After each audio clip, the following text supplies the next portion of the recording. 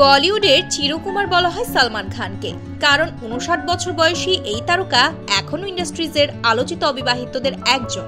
সম্প্রতি এক টেলিভিশন শোতে এসে প্রেম ও বিচ্ছেদ নিয়ে মুখ খুললেন এই নায়ক, যা তার ব্যক্তিগত জীবন নিয়ে নতুন করে আলোচনার জন্ম দিয়েছে।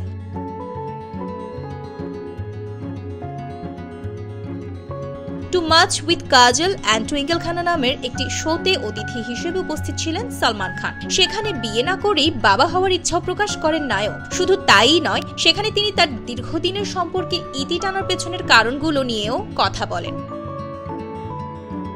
শোতে সালমান বলেন, যখন সম্পর্কে থাকা দুজন মানুষের মধ্যে একজন অন্যজনের তুলনায় বেশি সফল হয়ে যায়, তখন সম্পর্কে টানাপোড়েন শুরু হয়। একজন নিরাপত্তাহীনতায় ভুগতে থাকে। নায়কও মনে করেন দুজনেরই উচিত একসঙ্গে সামনে এগিয়ে যাওয়া। কেউ যেন কারো উপর নির্ভরশীল না হয়, সেদিকে খেয়াল রাখা জরুরি। সম্পর্কের ভাঙনের জন্য তিনি নিজেকেই দায়ী করেছেন। সালমান বলেন, যদি কোনো সম্পর্ক স্থায়ী না হয় তো না হবে, এর জন্য যদি কাউকে দোষ দিতেই হয় তাহলে আমাকেই দোষ দেওয়া হোক।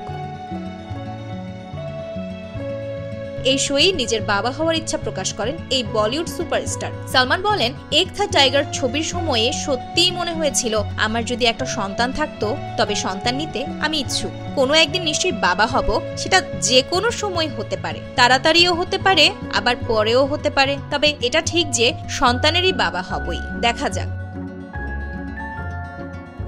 উল্লেখ্য, ঐশ্বরিয়া রায় বচ্চন, ক্যাটরিনা কাইফ সহ একাধিক অভিনেত্রীর সঙ্গে তার প্রেমের গুঞ্জন ছিল, যদিও কোনো সম্পর্কই পরিণতি পায়নি।